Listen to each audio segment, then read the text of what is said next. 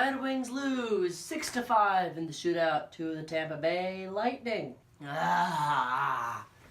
One day, I dream that we're going to beat the Lightning in a hockey game, but it's going to take a while.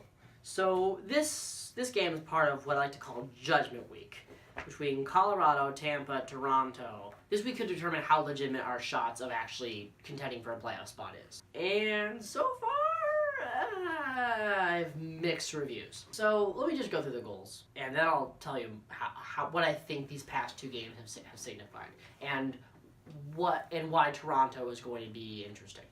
So first of all, early in the game, Danny DeKeyser gets injured. So now we are without Bertuzzi, DeKeyser, Daly, Helm, and Mann. Still though, the Wings have weapons. Larkin wins the puck battle. The puck is passed to Nyquist. Nyquist shoots. He scores, and it's 1-0 Wings. And hey, we're not just leading in goals. We're leading in shots too. We're sticking with the Lightning. We're not looking too overwhelmed. And isn't that all you can really ask for when you're playing one of the best teams in the league, and you're a team that was supposed to be a Jack Hughes contender? The second, the Lightning give it away. Ni3lsen's right out in front. No chance for the goalie. It's 2-0. Ni3lsen has 2 goals in 2 games. In a common theme for players who have struggled at the beginning of the season, they're starting to heat up. With all the scoring currently out of the lineup, we need Ni3lsen to be worth the $5 million he's being paid. Then Callahan intercepts the puck, throws it up to Matthew Joseph, who is this new rookie in the lineup. He with a beautiful play, backhands it into the net, and it is 2-1, but it's fine. We still have a lead. Then Jimmy Howard just has the puck, right? And in the middle of the play, he goes to his house. He finds a little box. He goes to probably Walgreens. You know, let's be honest, a little cheapest. Gets some wrapping paper, ties it up, puts it in a little bow, and gives the greatest of Hanukkah presents ever to Matthew Joseph.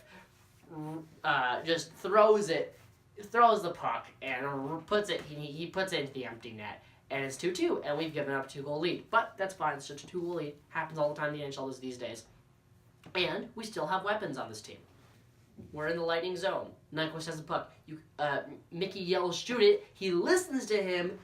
Ni3lsen shoots it. He has 2 goals on the night. And it's the 3-2 game. We're still in. Immediately after that, Athens wins the race into the Lightning zone, but misses the puck. After an amazing cross-ice pass to Steven Stamkos, he's in alone, and Steven Stamkos, he has all that time and room. He shoots, he scores, 3-3. And I react in a way that no adult should be proud of. But then, right after that, Athens once again wins the race to the puck in the Lightning zone. This time, though, he has the puck, puts it out to, guess who? Franz Ni3lsen. He shoots, he scores. That's a hat trick, as everyone expected. Franz Ni3lsen getting the hat trick. And the Wings have another 2-goal lead. How could this possibly go wrong? JT Miller has a hard shot, 5-4. And I'm like, okay, just, again with the collar tugging. He's just kind of shifting around my seat. This is going to be fine. Yeah. Detroit has a power play. Oh, okay, great. We can get an insurance goal. The puck goes into our zone. Matthew Joseph, again, beats Mike Green to the puck. He misplays it, but he directs it enough to Cedric Paquette, who puts it past Jimmy Howard, and it's a tie game now on a short-handed goal. And if I didn't have neighbors, I would be screaming. Anyway, no luck in OT, except for the fact that the puck almost went into the net, but then Dylan Larkin takes a hooking penalty, saving goal, and Jens Klausch manages to hit it out of the net before it goes in. That was kind of fun. And then it goes to the shootout. That's no fun. Kucherov breaks the tie and wins the shootout, and they win 6-5. There's 2 ways you can look at this game. 1, the Wings, with sloppy plays and just bad mistakes, gave up 2 separate 2-goal leads. And a 1-goal lead, just for good measure. The other way you can look at it is the Wings got 1 out of 2 points against the best team in the league, and they looked like they were staying with them the entire time. They didn't look lost. This is supposed to be a team that should destroy us on paper, and we managed to hold on. And not just hold on, not lose. We stayed close to them in shots, in shot attempts. By the numbers and the eye test, we look like we were with them. So if we can be with them, we can be with most teams in the league. So let's try and have some optimism, even though we have 5 players out. And our next game is against the Toronto Maple Leafs, who just got back William Nylander. We are missing, just to recap, Danny DeKeyser, arguably our best defenseman, which is a sad thing to say, but it's true. Trevor Daley, a sort of good defenseman.